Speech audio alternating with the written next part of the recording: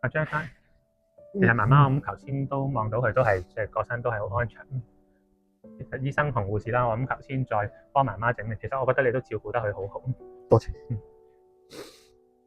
嚟緊咧都會咧幫媽媽咧就會再送入去殮房啦。呢段時間我亦都可以再諗下，其實嚟緊咧可能除咗做文件以外嘅，一啲身後事嘅安排。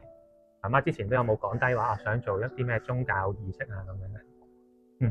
如果冇的話咧，我諗其實喺即係善寧之家呢度都有個好嘅禮堂啦。其實你可以呢段時間，除咗你都可以休息下啦，都可以諗定睇下媽媽想係會係撒灰定係幫佢去上骨灰龕位咧。咁睇下媽媽會唔會都有曾經提過呢啲説話？佢有㗎，佢話想親親大自然。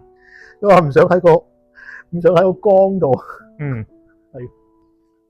多謝你哋。嚟緊我哋會繼續幫你嘅。多謝。保重。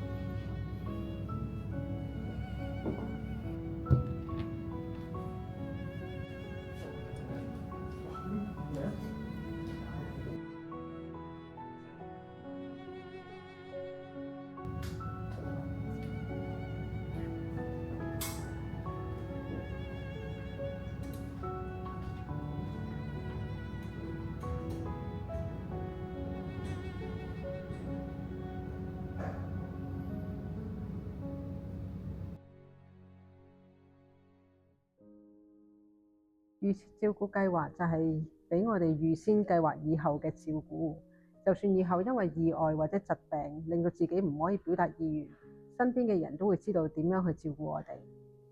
雖然大家而家可以用預設醫療指示預先聲明喺咩情況之下想拒絕維持生命治療，但係醫護同埋屋企人都未必明白你喺對於照顧背後嘅期望，有咩細節係要留意，合理心意。